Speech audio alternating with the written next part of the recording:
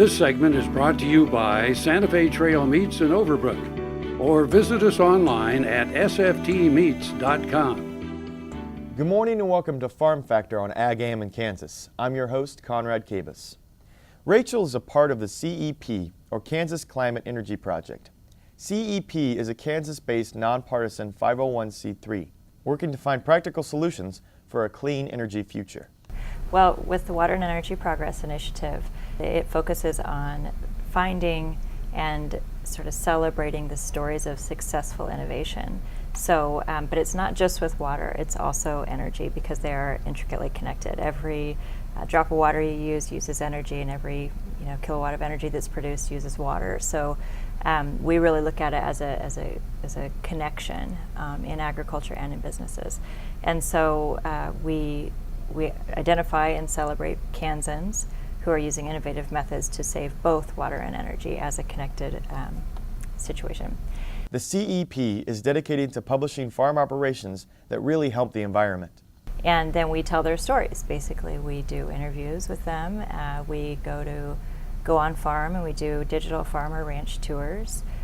We get the producer's perspective both on how their practices are saving them water and how they're saving them energy, but then also we focus on the element of progress, because a lot of times with innovation, like you're saying, people don't want to get behind it for a variety of reasons. They don't want to try new things. They might fail, or this, that, or the other.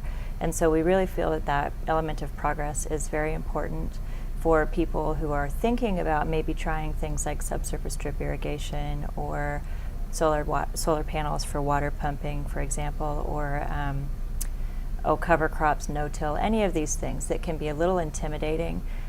So we try to capture that element of progress to give really that personal side of it that might help other people.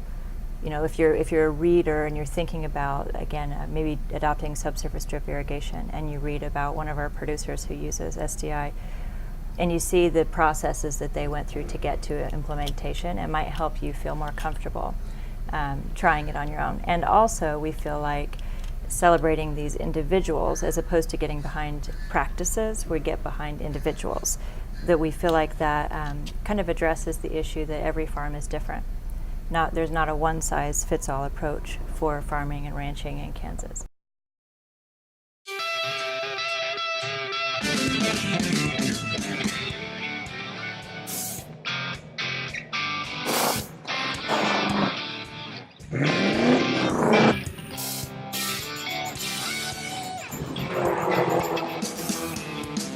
This is the fast track to more jobs and America's energy independence.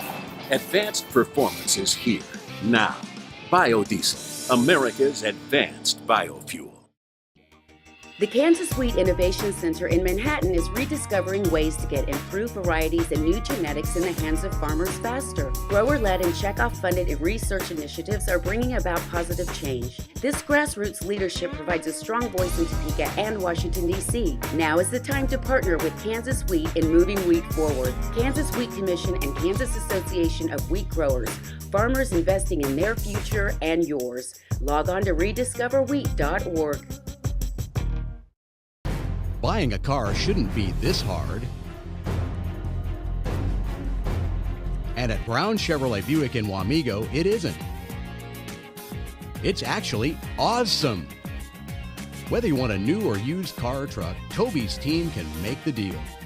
Even if you want to custom order a new car or truck, Toby's team can make the deal. See Toby's team at Brown Chevrolet Buick in Wamego. We're awesome. Ag AM in Kansas is brought to you in part by Sure Crop, liquid crop nutrition delivered right to your farm. Good morning and welcome back to Farm Factor on Ag AM in Kansas. I'm your host, Conrad Kabus.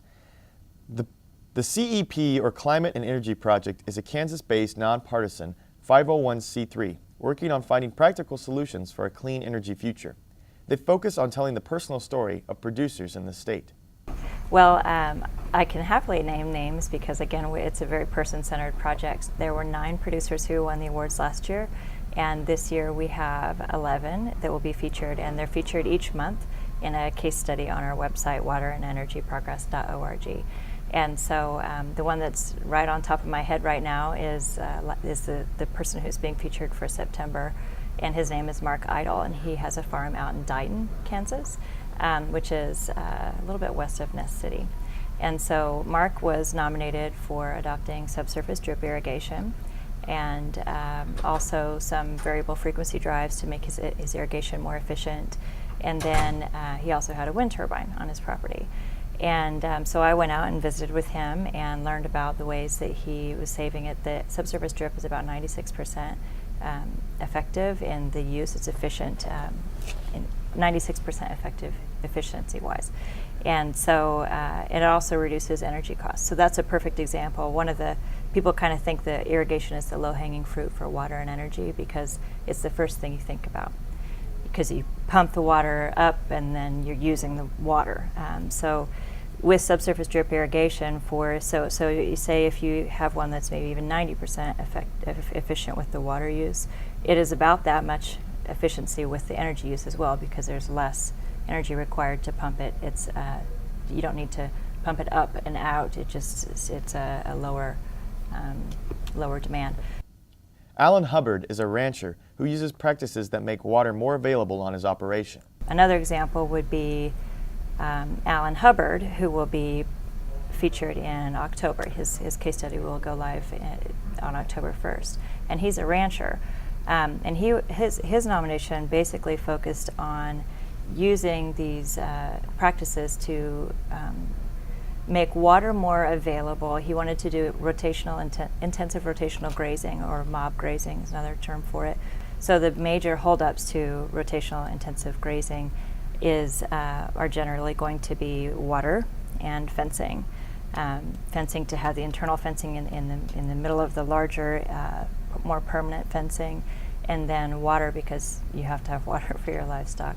So Mr. Hubbard and his family had a lot of rented ground, so they didn't want to spend a lot of their own personal money to improve rented ground. So they received cost share from NRCS and some other opportunities to do some sort of more manual labor, more labor-intensive improvements and less capital outlay to, say, developing streams so they could have more water sources.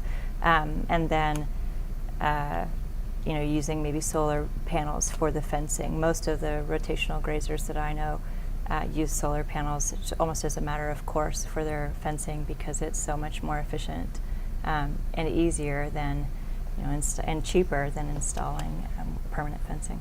All right. Thank you. I appreciate you. Thank you for watching this episode of Farm Factor on Ag AM in Kansas. For more of Farm Factor, or if you want to view this episode again, visit us on www.agaminkansas.com, or you can like us on Facebook and follow us on Twitter. So have a good day with good luck. Closed captioning brought to you by Kansas Soybean Commission, the Soybean Checkoff Progress, powered by Kansas farmers.